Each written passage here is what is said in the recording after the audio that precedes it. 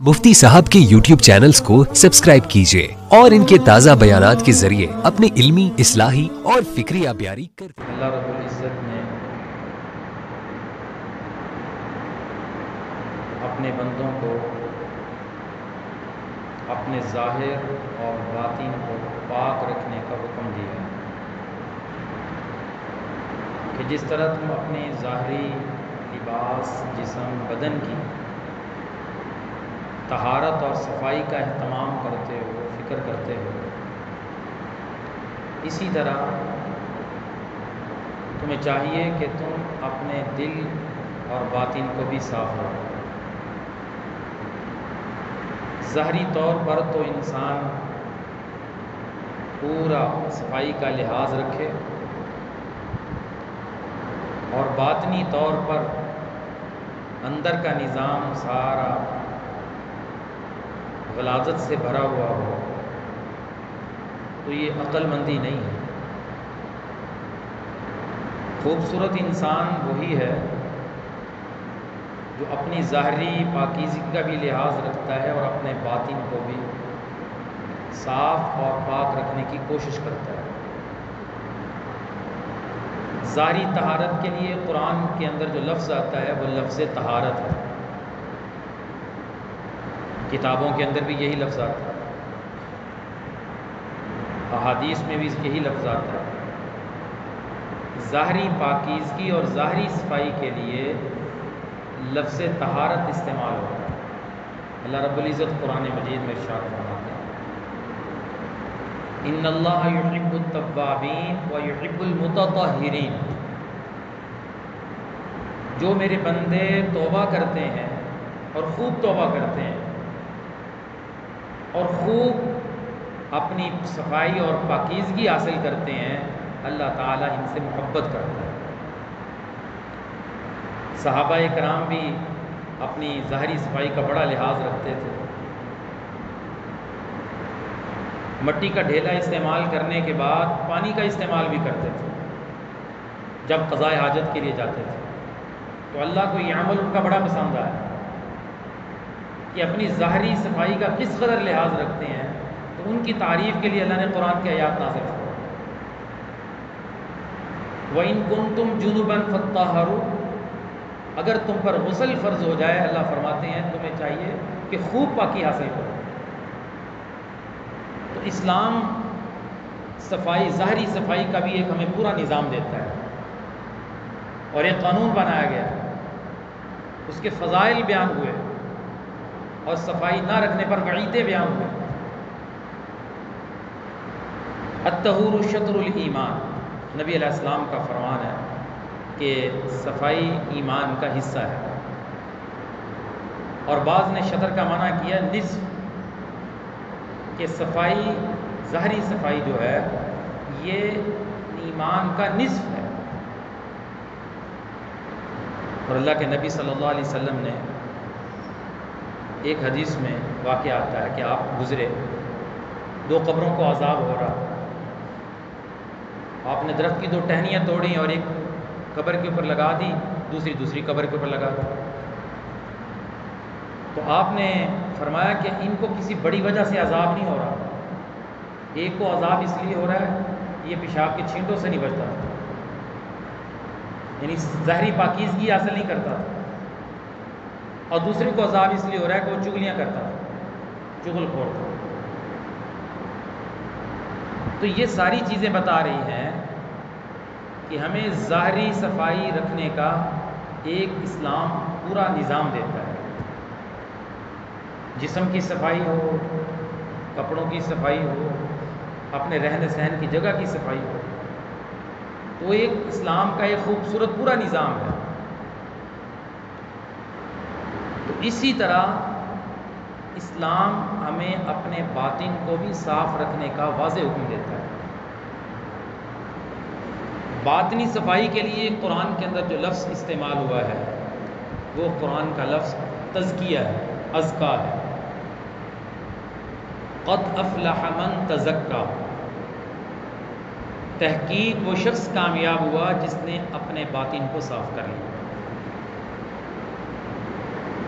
قد افلح من زکاہا، وہ کامیاب ہے جو اپنا تزکیہ کر لیتا ہے، اپنے باطن کو صاف کر لیتا ہے۔ وقد خاب من دساہا، وہ خیب و خاسر اور نقصان میں چلا جاتا ہے جو اپنے باطن کو صاف کرنے کی محنت نہیں کرتا۔ سارا زور ظاہری جسم کی صفائی کے اوپر لگ رہا ہے، بڑے بڑے جنرل سٹور بھرے ہوئے ہیں، کریمیں مارکیٹ میں آ گئی ہیں، شیمپو مارکیٹ میں آ گئے ہیں، لوشن آ گئے ہیں۔ یہ سارا جو نظام ایک قائم ہو چکا ہے، یہ سارا انسان کی جسم کو صاف ستھرا اور خوبصورت بنانے کے لیے۔ ہر شخص چاہتا ہے کہ میں کسی مجلس میں جاؤں، لوگ میری تعریف کریں اور میں صاف ستھرا بن کے جاؤں۔ اب اس مجلس میں جانے کے لیے کتنا ٹائم لگاتے ہیں اپنی تیاری میں، اور بعض لوگ تو غسل کرتے وقت آدھا گھنٹہ لگاتے ہیں۔ اگرچہ یہ جائز ہی نہیں ہے کہ پانی کو اتنا ضائع کرنا اور پانی بنانا۔ پانی کا استعمال ایک حد تک جائز ہے۔ اللہ کے نبی نے پورا پیمانے بتائے کہ غسل میں تم اتنا پانی استعمال کر سکتے ہو اور وضو میں تم اتنا پانی استعمال کر سکتے ہو، لیکن ہمارے ہاں اس کا لحاظ نہیں رکھا جاتا۔ پانی اللہ کی بہت بڑی نعمت ہے۔ ان لوگوں سے پوچھو جن کے پاس یہ پانی کی نعمت کم ہے۔ تو میں عرض کر رہا تھا کہ باطن کی صفائی کے لیے قرآن کے اندر تزکیہ کا لفظ استعمال ہوتا ہے۔ ظاہری صفائی کا تو لحاظ بعض لوگ مکمل رکھنے کی کوشش کرتے ہیں، لیکن اگر بھول جاتے ہیں تو اپنے باطن کو بھول جاتے ہیں۔ اس کے لیے کوئی نظام نہیں ہے، اس کے لیے کوئی محنت نہیں ہے، اور ظاہر کو خوبصورت بنانے کے لیے وقت بھی لگ رہا ہے، محنت بھی ہو رہی ہے، پیسہ بھی لگ رہا ہے، جبکہ اس سے کہیں زیادہ ضروری ہے یہ بھی کہ انسان اپنے باطن کو بھی صاف رکھے۔ نبی علیہ الصلوۃ والسلام ارشاد فرماتے ہیں، الا ان فی الجسد مضغہ، لوگو تمہارے جسموں میں ایک ٹکڑا ہے، تمہارے اعضاء میں سے ایک عضو ہے، اذا صلحت صلح الجسد کلہ، اگر وہ جسم کا ٹکڑا تندرست ہے، بہترین ہے، شفایاب ہے، پاکیزہ ہے، تو صلح الجسد کلہ، تمہارا سارا بدن پاک ہے۔ تمہاری آنکھیں پاک ہوں گی، تمہارے کان پاک ہوں گے، تمہاری زبان پاک ہوگی، تمہارا پیٹ پاک ہوگا، تمہارے ہاتھ پاک ہوں گے، کیونکہ جسم کے سارے اعضاء وہاں سے نیٹ ورک لیتے ہیں۔ وَإِذَا فَسَدَتْ فَسَدَ الْجَسَدُ كُلُّ، اگر جسم کا وہ عضو اور وہ ٹکڑا خراب ہو جائے، فرمایا فَسَدَ الْجَسَدُ كُلُّ، سارا بدن خراب ہو جاتا ہے۔ اور فرمایا سنو، الا وہی القلب، وہ دل ہے، وہ دل ہے۔ حکماء نے بیماریوں کی جڑ معدے کو قرار دیا کہ معدہ بیماریوں کا مرکز ہے، جس کا معدہ خراب ہے اس کی ساری جسم کے اعضاء خراب ہیں۔ اور کتنے حکماء بیماری کا علاج کرنے سے پہلے معدے کا علاج کرتے ہیں۔ تو اسی طرح قرآن اور حدیث میں اگر غور کیا جائے تو پتہ چلتا ہے کہ روحانی امراض کی جڑ دل ہے۔ معدہ خراب ہو، جسم بیمار ہوتا ہے، بیماریاں لگتی رہتی ہیں، جسم صحیح کام نہیں کرتا۔ تو حدیث بتا رہی ہے کہ جب تمہارا دل خراب ہو تو تمہارے اعضاء صحیح کام نہیں کریں گے۔ لوگ سوچتے رہتے ہیں، کتنے لوگ پوچھتے بھی ہیں، کوئی کہتا نماز پڑھنے کو دل نہیں کرتا، کوئی کہتا گناہ نہیں چھوٹتے۔ اپنی مختلف روحانی مرضوں کا علاج کے لیے فکر مند ہیں، اور انہیں سبب سمجھ نہیں آتا کہ ہماری زندگی سے سکون کیوں نہیں ہے، ہماری زندگی کا سکون کیوں چھین لیا گیا ہے۔ انہیں سبب نہیں پتہ چلتا، وجہ نہیں پتہ چلتی۔ کہتے دنیا کی ہر آسائش موجود ہے، رزق کی فراوانی ہے، ہر طرح کی سہولت گھر میں موجود ہے، لیکن مولانا صاحب سکون نہیں ہے، سکون کی نیند نہیں سو سکتے۔ وجہ کیا ہے؟ حدیث بتا رہی ہے وہ وجہ یہ ہے، دل سیاہ ہو چکا ہے۔ الا وحی القلب، اس دل کے خراب ہونے کے اثرات اس کے جسم پر بھی آتے ہیں، روح پر تو آتے ہی آتے ہیں، لیکن اس کے اثرات جسم پر بھی آتے ہیں۔ اب ہم معاشرے کے اندر ایک تائرانہ نظر ڈالیں کہ کتنا معاشرے کے کتنے افراد ایسے ہیں جو اپنے دل کو روشن کرنے کے لیے محنت کرتے ہیں، دل کے اوپر کہ ہمارا دل تندرست ہو جائے، شفا یاب ہو جائے، روشن ہو جائے، پاکیزہ ہو جائے، دل کی صفائی میں حاصل ہو جائے۔ کتنی کے لوگ محنت کرتے ہیں، جبکہ اللہ کے نبی علیہ الصلوۃ والسلام فرما رہے ہیں کہ اگر یہ جسم کا حصہ خراب ہو جائے تو تمہارا سارا بدن خراب ہو۔ اللہ اکبر، تمہاری آنکھ نیچے نہیں جھک رہی، سارا دن نظر کا غلط استعمال ہوتا ہے، موبائل کے ذریعے، ٹی وی کے ذریعے، انٹرنیٹ کے ذریعے نظر کا کتنا غلط استعمال ہو رہا ہے، بازار کے ذریعے۔ اب جو کہتا ہے کہ میری نظر کنٹرول میں کیوں نہیں ہے، تو سمجھ لیں جہاں سے نیٹ ورک آ رہا ہے وہ خراب ہے، دل خراب ہے۔ میری زبان جھوٹ بولنے سے رکتی کیوں نہیں، سارا دن لوگوں کو چکر دیتا ہوں، جھوٹ بولتا ہوں، موبائل کے ذریعے جھوٹ بول رہا ہے، تجارت میں جھوٹ بول رہا ہے، معاملات میں جھوٹ بول رہا ہے، تو زبان جھوٹ سے کیوں نہیں رکتی؟ پیچھے جہاں سے نیٹ ورک آ رہا ہے نا وہ خراب ہو چکا ہے۔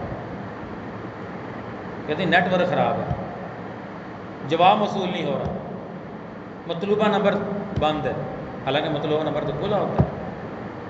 تو جب نیٹ ورک میں پرابلم آتا ہے تو سارے نمبروں میں پرابلم آ جاتا ہے، کہیں آپ کی کال مل نہیں سکتی۔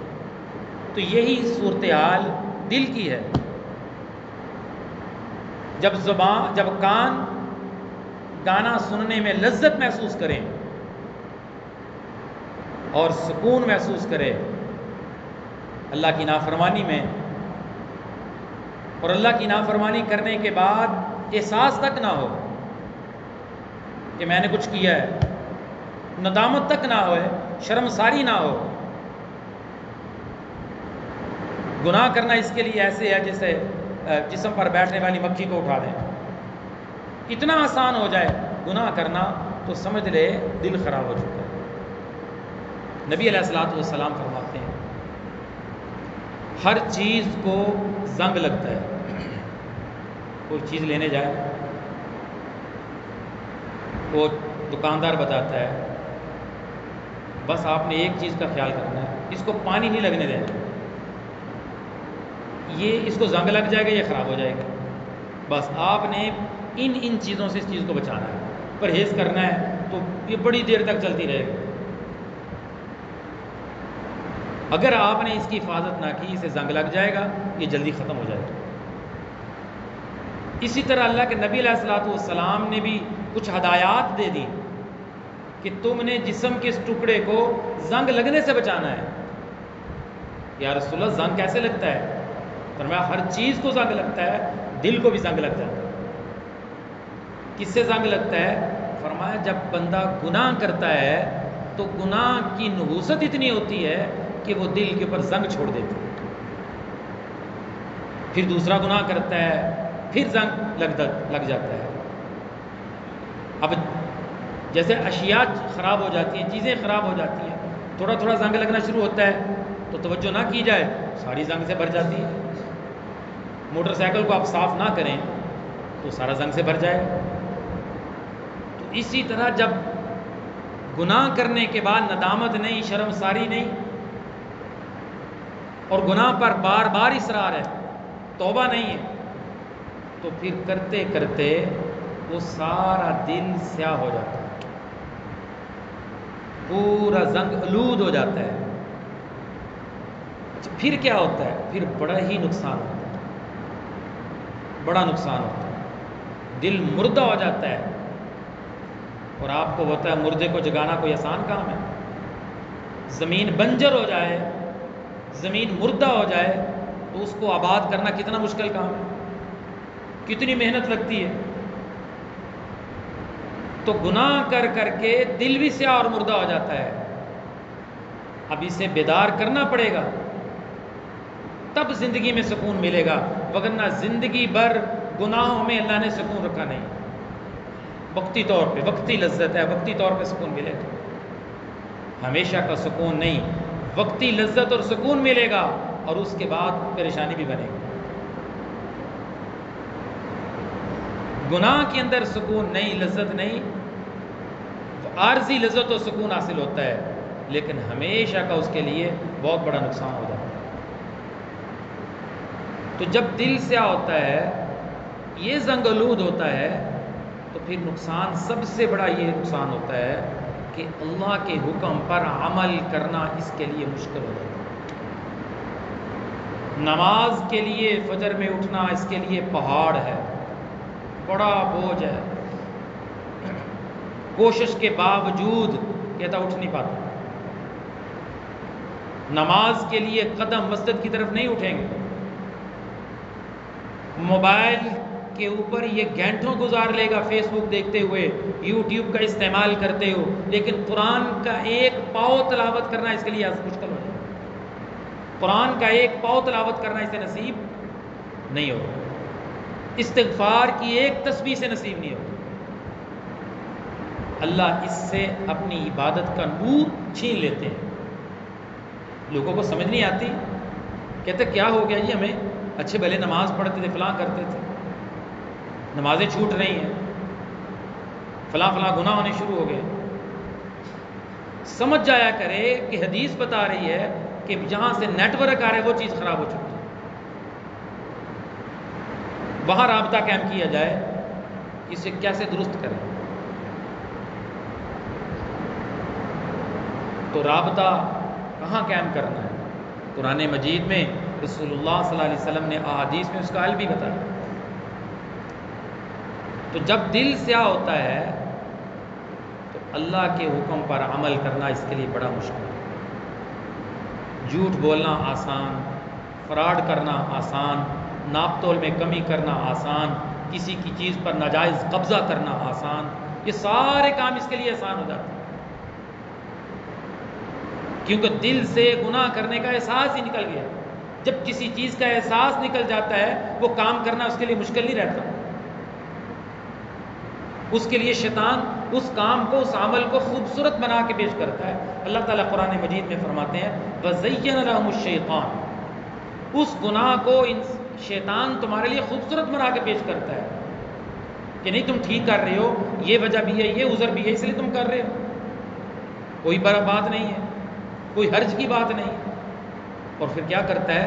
فَصَدَّهُمْ عَنِ السَّبِيلِ، اللہ کے راستے سے روکنے کی پوری کوشش کرتا ہے، اللہ کے راستے سے روکنے کی پوری کوشش کرتا ہے کہ اس کو اللہ کے حکم پر کھڑا نہ کرنے دیں۔ اب گناہ کر کر کے روح کو گناہوں کے ساتھ مانوس کر لیا، اب دل سیاہ ہو چکا ہے، زنگ آلود ہو چکا ہے، تو اس کے سارے اعضاء چونکہ اس کے تابع تھے وہ بھی خراب ہو چکے ہیں۔ اب ضرورت اس امر کی ہوتی ہے کہ دل کا علاج کیسے کیا جائے۔ رسول اللہ صلی اللہ علیہ وسلم نے ارشاد فرمایا جب دل کو زنگ لگ جائے، حدیث کا مفہوم ہے کہ تم اس زنگ کو دور کرنے کے لیے اللہ کا ذکر اور قرآن کی تلاوت کرو۔ اللہ کی یاد کے علاوہ، اللہ کے ذکر کے علاوہ دل کے زنگ کو دور کرنے کا کوئی اور حل نہیں۔ اب لوگ، ساری دنیا کے لوگ دنیا کے اسباب میں سکون کے متلاشی ہیں۔ کوئی کہتا ہے میرا سکون کار کوٹھی بنگلے میں ہے، کوئی کہتا ہے مال و جائیداد دولت میں ہے، جبکہ اللہ تعالیٰ فرماتے ہیں تمہارا سکون اور چین ان چیزوں میں نہیں ہے۔ لا یغرنک تقلب الذین کفروا فی البلاد، ایمان والو کہیں تمہیں کافروں کا اپنے شہروں میں عیش و عشرت کے ساتھ چلنا پھرنا گھومنا کہیں تمہیں دھوکے میں نہ ڈال دے کہ کافر بڑی عیش میں ہیں۔ وہ تو عیش میں اس لیے ہے الدنیا سجن المومن و جنت الکافر، اللہ نے تو دنیا کافر کے لیے جنت بنائی ہے، ان کے لیے تو دنیا جنت ہے اور مومن کے لیے قید خانہ، اور آخرت میں کافر کے لیے قید خانہ ہے اور مومن کے لیے جنت ہے۔ لیکن فرق بہت بڑا ہے، دنیا کی زندگی ان کے لیے جنت بنائی گئی ایک مدت کے لیے، ایک مدت، اور مومن کے لیے قید خانہ بنائی گئی ایک مدت کے لیے، اپنی اپنی مدت آنے پہ سب ختم ہو جائے گا۔ اور آخرت کی جنت ایمان والوں کے لیے جو بنائی گئی وہ ہمیشہ کی ہے، اور آخرت کا قید خانہ نہ ختم ہونے والا ہے۔ اب آپ خود بتائیں کہ عقل مند کون ہے؟ عقل مند کون ہے کہ جو دائمی زندگی کو عارضی زندگی پر ترجیح دیتا ہے یا عارضی زندگی کو دائمی زندگی پر ترجیح دیتا ہے؟ کون عقل مند ہے؟ سمجھدار کون ہے؟ ہر شخص کی عقل فیصلہ کرے گی، وہ بے وقوف ہے جو دائمی زندگی کو چھوڑ کر عارضی زندگی کو ترجیح دیتا ہے۔ سمجھداری یہ ہے کہ عارضی زندگی کی قید کو برداشت کر لیا جائے، عارضی زندگی کو برداشت کر لیں، پابندی سے اہتمام سے اللہ کی اطاعت و فرما برداری میں گزار کر ہمیشہ کی اللہ سے آزادی لے، یہ سمجھدار انسان ہے۔ تو میں عرض کر رہا تھا کہ اللہ نے دل کی صفائی کے لیے اپنی ذکر اور قرآن کی تلاوت کو بتایا۔ الا بذکر اللہ تطمئن القلوب، لوگوں دھیان سے سنو، الا کا لفظ قرآن میں اس وقت آتا ہے جب لوگوں کو خاص توجہ کروانی مقصود ہوتی ہے کہ توجہ کرو، اس وقت اعلیٰ کا لفظ استعمال ہوتا ہے، اعلیٰ توجہ کرو کہ ایک بہت بڑی تمہیں بات اللہ تعالیٰ بتا رہے ہیں کہ تم اپنا سکون دنیا کی اسباب دولت میں تلاش کرتے ہو، جو یہ اسباب راحت ہیں، اسباب راحت ہیں، لیکن راحت نہیں ہے، سکون نہیں ہے، سبب ہے۔ لوگ اصل سکون اس میں چاہتے ہیں اور یہ دھوکے میں پڑے ہوئے ہیں۔ تو اللہ کا فرمان ہے الا بذکر اللہ تطمئن القلوب، دل کا سکون اور چین اور اطمینان سوائے اللہ کی یاد میں کہیں نہیں ہے۔ جہاں مرضی ٹکرے مار لے، دنیا کی دولت کا بادشاہ بن جائے، جائیدادیں اکٹھی کر لے، زمینیں اکٹھی کر لے، قسم کھا کر یہ بات کہی جا سکتی ہے اس کی زندگی میں سکون اور چین نہیں آ سکتا۔ اگر مال اور جائیداد میں سکون اور چین ہوتا تو نمرود بڑا سکون میں ہوتا، حامان اور قارون بڑے بڑے خزانوں کے ہوتے ہوئے سکون کے اندر ہوتے، زمین میں نہ دنسا دیے جاتے۔ اب جو ایمان والا ہے لیکن ایمان کے راستے سے ہٹا ہوا ہے، اسے بھول ہو چکی، وہ دھوکے میں چلا گیا ہے کہ شاید میرا سکون اور اطمینان دنیا کے مال و دولت میں ہے، اس سے آپ پوچھ کے دیکھ لیں۔ ہر بندے کے پاس ایک لمبی داستان ہے پریشانیوں کی، کیونکہ جو اللہ سے بغاوت کرتا ہے اللہ کسی نہ کسی مصیبت میں اسے مبتلا کر دیتا ہے۔ ڈیل اللہ کی طرف سے آ جاتی ہے، وہ اللہ کی مہربانی ہے کہ اللہ تعالیٰ اسے روک لیتے ہیں، لیکن اللہ تعالیٰ فرماتے ہیں وَكَذَلِكَ أَخْذُ رَبِّكَ إِذَا أَخَذَ الْقُرَىٰ وَهِيَ ظَالِمَةٌ، جب کسی بستی والوں کو ہم پکڑتے ہیں تو اللہ کی پکڑ بھی بڑی سخت ہوتی ہے۔ إِنَّ أَخْذَهُ عَلِيمٌ شَدِيدٌ، اور اللہ کی پکڑ دردناک عذاب کی صورت میں سامنے آتی ہے۔ تو دل کو پاکیزہ بنانے کا ایک ہی نسخہ ہے، ایک ہی حل ہے، وہ کیا ہے کہ اس دل کے اوپر اللہ کے ذکر کی محنت کی جائے، اللہ کے ذکر کا پانی دیا جائے، اور اس دل کو بنانے کے لیے ہر شخص کی محنت ضروری ہے، چاہے وہ دین کے شعبے سے لگا ہے، چاہے وہ دنیا کے کسی شعبے سے لگا ہوا ہے۔ ہر شخص پر فرض ہے کہ وہ اپنے دل کے اوپر محنت کرے۔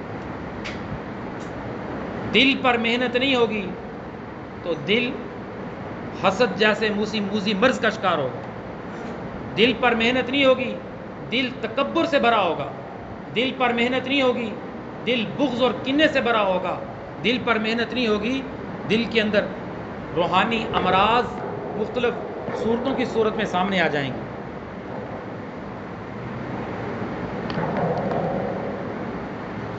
دل کے اوپر محنت کرنے کے لیے ہمیں اللہ تعالیٰ نے اپنی یاد اور اپنا ذکر دیا ہے، تو اس لیے روزانہ کی بنیاد پر مسلمان اپنے دل کو صاف کرنے کے لیے کچھ نہ کچھ وقت خلوت میں گزارے، اور اس میں خلوت میں بیٹھ کر صرف اور صرف اللہ کو یاد کرے۔ لیکن اب کسی سے بات کر کے دیکھ لیں، وہ کہتا مولانا صاحب نماز بڑی مشکل سے پڑھتے ہیں، آپ کہتے ہیں کچھ دیر خلوت میں بیٹھ کے اللہ کا ذکر کو ٹائم ہی نہیں۔ آج کل الیکشن کے دن ہے، ہمارے پاس ٹائم ہی نہیں، الیکشن میں بڑے مصروف ہیں، دکان میں بڑے مصروف ہیں، دنیا کا ہر کام اس کے لیے اللہ کی یاد سے بہانا ہے۔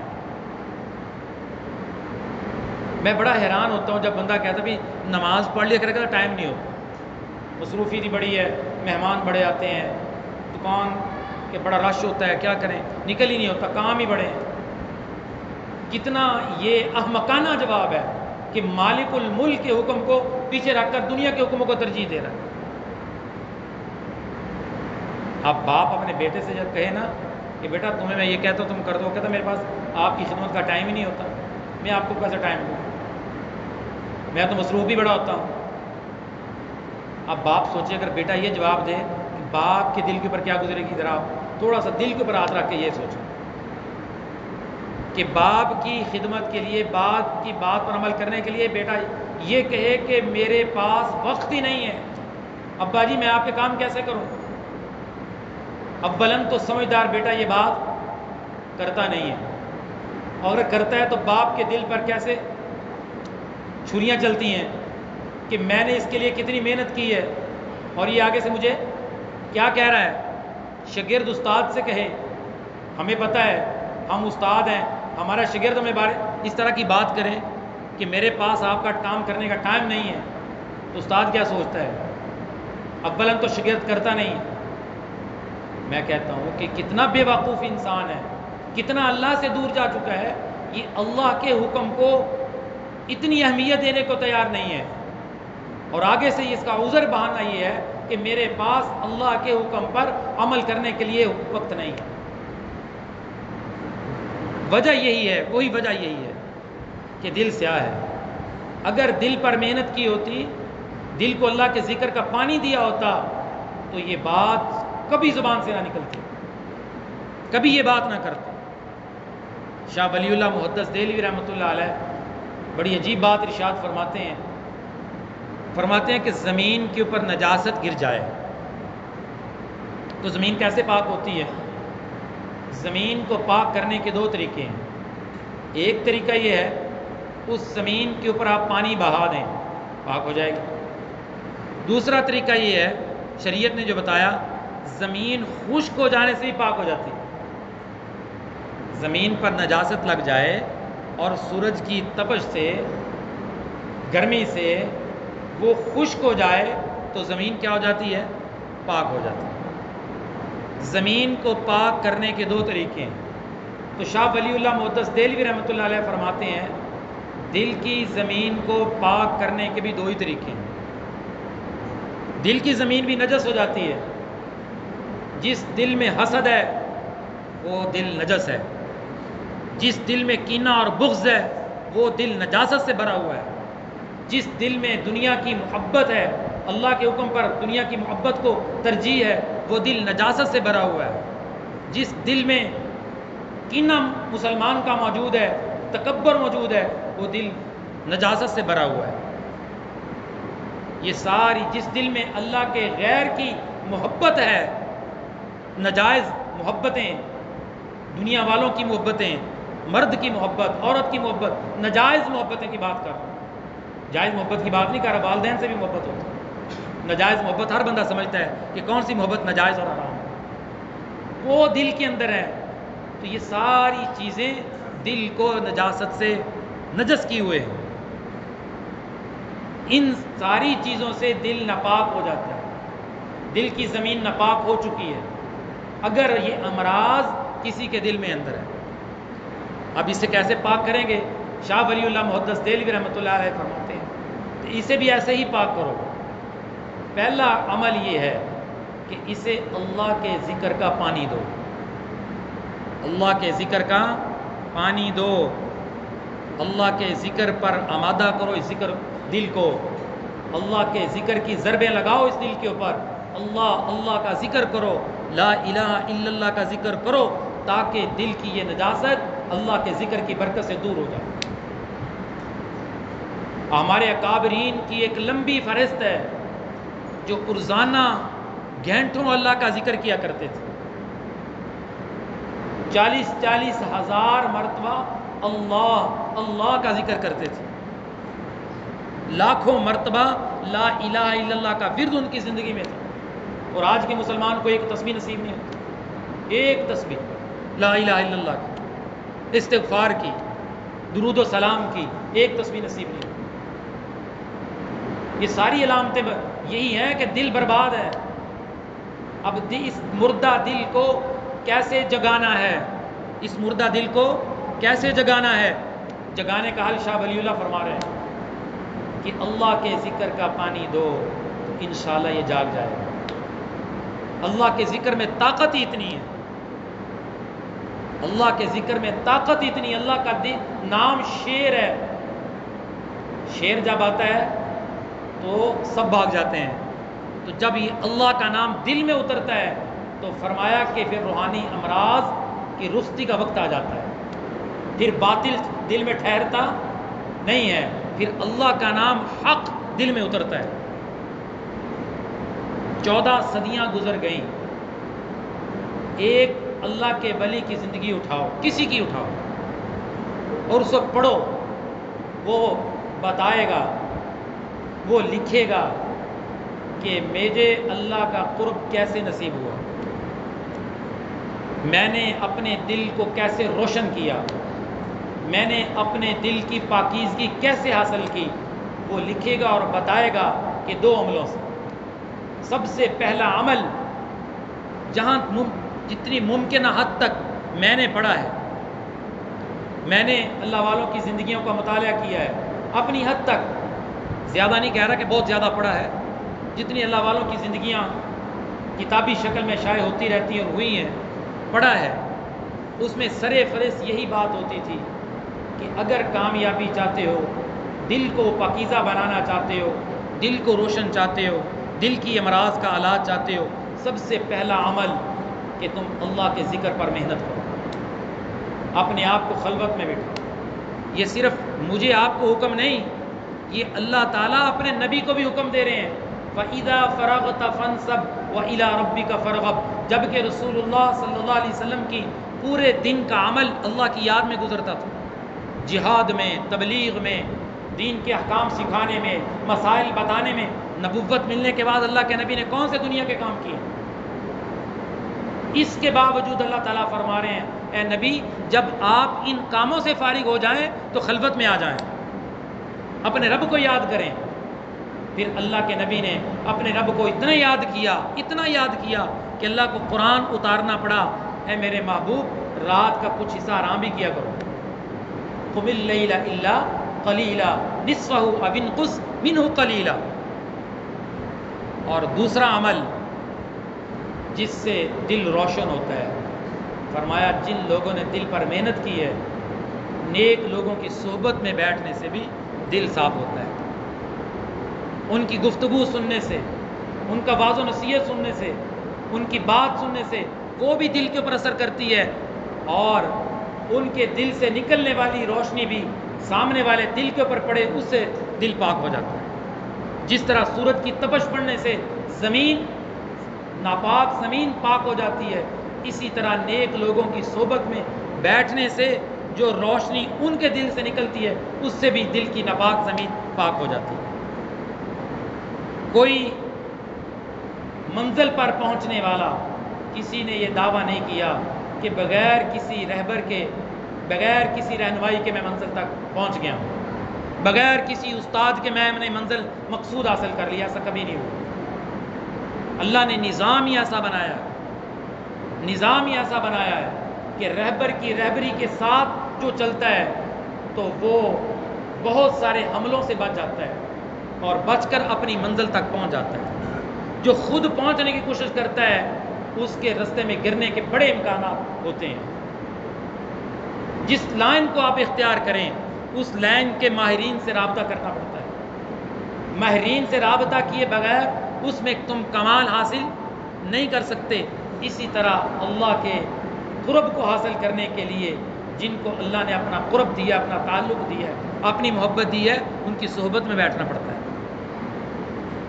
اس لیے جس طرح میری بات کا آغاز یہاں سے ہوا تھا کہ جس طرح مسلمان اپنے ظاہری بدن کو خوبصورت بنانے کے لیے محنت کرتا ہے، اچھے سے اچھا لباس پہننے کی کوشش کرتا ہے، اچھی سے اچھی کریم کا استعمال کرتا ہے، اچھے سے اچھے لوشن کا استعمال کرتا ہے، اچھے سے اچھے شیمپو کا استعمال کرتا ہے، صابن کا استعمال کرتا ہے کہ میرا ظاہری بدن اچھا بن جائے، خوبصورت بن جائے، لوگ میری تعریف کریں۔ اسی طرح اس کو چاہیے کہ اپنے دل کو بھی صاف کرے، اپنے دل کو بھی پاک کرے، اپنے دل کو پاکیزہ بنانے کی محنت کرے کہ میرا دل بھی صاف اور روشن ہو جائے، میرے دل میں حسد نہ ہو، میرے دل میں بغض نہ ہو، میرے دل میں کینہ نہ ہو، میرے دل میں تکبر نہ ہو، میرے دل میں روحانی مرضیں نہ ہوں۔ اس پر بھی محنت کرے تاکہ دل بھی خوبصورت ہو جائے، جسم کی خوبصورت ہو جائے۔ یہ کامل انسان ہے۔ وہ ناقص انسان ہے، دل تو غلاظتوں سے بھرا ہوا ہے اور جسم کے اوپر بڑا اعلیٰ لباس پہنا ہوا ہے، دل سیاہ ہے، چہرہ روشن کیا وہ کریموں سے۔ یہ ناقص انسان ہے، کامل نہیں ہے۔ کامل انسان وہ ہے جو ظاہر اور باطن کو ایک کرنے کی کوشش کرتا ہے۔ میرا اللہ فرماتا ہے وَذَرُوا ظَاهِرَ الْإِثْمِ وَبَاطِنَهُ، تم ظاہری گناہ بھی چھوڑو، باطنی گناہ بھی چھوڑو۔ اب باطنی گناہ چھوڑنے پر یہ معاشرہ فکر مند نہیں کہ باطن کیسے صاف ہو جائے، اس لیے بار بار یہ کہا جاتا ہے کہ نیک لوگوں کی صحبت میں بیٹھو اور اللہ کے ذکر کو پابندی سے پکڑ لو تو انشاءاللہ باطن صاف ہو جائے۔ اللہ تعالی ہمیں ان باتوں کی سمجھ اور حقیقت نصیب فرمائے۔ وآخر دعوانا الحمدللہ۔ Thanks for watching. Don't forget to like, comment, share